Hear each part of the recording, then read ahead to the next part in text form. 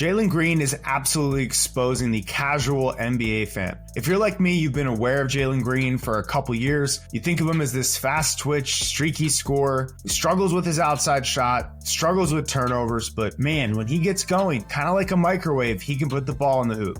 Well, this is a Jalen Green apology form, and you're going to need to get used to it because things have changed in the NBA and there's a new sheriff in town. This was a play from a little over 2 months ago. The Houston Rockets were playing a game against the San Antonio Spurs. A three is missed. There's a long rebound, and in the blink of an eye, Jalen Green is faster than a speeding bullet, and he explodes into Victor Wembanyama. Now, Wembanyama got the block, and if you're watching this, and you're not familiar with Jalen Green's game, if you're looking at this, you might think, oh, look at that cocky kid. He really believes in himself. But you might believe in yourself too if this was you as a 17-year-old. You see, Jalen Green does things like this, pulling a Vince Carter Olympic-style dunk over a 7'2" player. Whether you believe in Jalen Green or not, he doesn't care. He believes in himself, and he is coming, whether the league is ready for him or not. You see, over the last decade, we've been hearing the same three players. That there's the top of this mountain in the NBA. It's LeBron, Kevin Durant, Steph Curry, the Olympic heroes of this summer. And eventually they're going to have to retire. I mean, this fuckery with LeBron can't go on another 10 years, right? Right? So the scriptwriters for the NBA have given us these new names. There's three new stars, SGA, Luka Doncic, and Anthony Edwards. And SGA, he's doing everything that he's supposed to. The Thunder are the number one seed, and he's in MVP consideration. But Luka is out of shape, not playing defense in the regular season, and worse than that, keeps getting hurt because he can't take care of his body. And Anthony Edwards is, well, he's shooting a lot of threes. Yeah, he's shooting a lot of threes. And other than that, I don't see it. I don't see Anthony Edwards as the next one. I know he's on the Sprite commercials. I know everyone looks up to him, but we got to do better than this. Meanwhile, there's this young player that has led his team to a 2 seed in the West. And despite having injuries over the last month to 2 rotation players, Tari Eason and Jabari Smith Jr., he just keeps stepping up again and again, but we don't hear about that. This is Jalen Green. Jalen Green is fast. How fast is he? He's so fast that in a lot of his games, he's playing against himself. Defenders have to give him space, otherwise he just blows past them. So almost his entire career, Jalen Green has had ample opportunity to shoot pull-up threes, but it's something that he's struggled with until recently. He's shooting over 35% this season from 3, and he's on an uptick. The problem for defenders is that Jalen Green is so fast, he doesn't even really see the defenders. Jalen Green is more likely to miss because he missed or because he's going too fast than because a defender was able to block his shot. And that's scary because when he's on, you can't stop him. There's plenty of players that are bigger than him. Most players are stronger than him. But Jalen Green's unique combination of quickness and bounce causes him to be one of the toughest covers in the NBA. Just look at this game against the Grizzlies. Jalen scores 42 points on 13 of 18 shooting. What is 13 of 18 shooting? Well, when you hit 5 threes, that's 92% true shooting. This man scored 42 points on 18 shots. This wasn't against the Washington Wizards, although he also scored 42 points against them last year. No. This is on a Grizzlies team that not only has a good defense, but they seem poised to contend this year. This is a Grizzlies team with a rim protector in Jaren Jackson Jr. that's widely considered to be in Defensive Player of the Year consideration, and Jalen Green doesn't care because when he is on, he's not playing against the other team, he's playing against himself.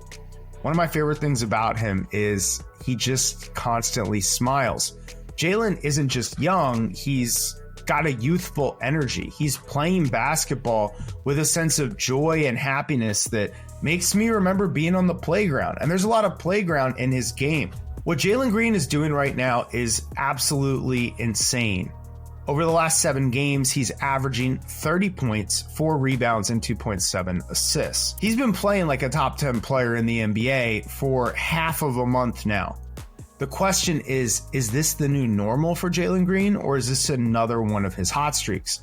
I think it's different though, because Jalen Green has had hot months in the past. He's had really good Marches bleeding into April. But at the end of an NBA regular season, you see some teams tanking, packing it up and going home, and you see other teams starting to rest and get ready for the playoffs. When Jalen Green did most of his damage in the regular season in years past, when he got hot, it was against an NBA that was not competing. Meanwhile, right now, Jalen is carrying this Rockets team to a 2 seed, and he's doing it in the most competitive time of the year when teams really care about seeding. And this might be the most fascinating thing about the Jalen Green situation. You see, the Rockets are not one basketball team, but two basketball teams. If you pull the Rockets roster out, you'll see a line carved at Dillon Brooks.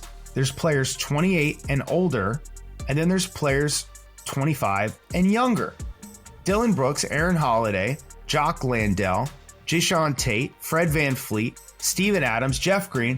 This is a team of veteran players, and these guys were brought in to help steady the Rockets towards contention, or at least playoff contention.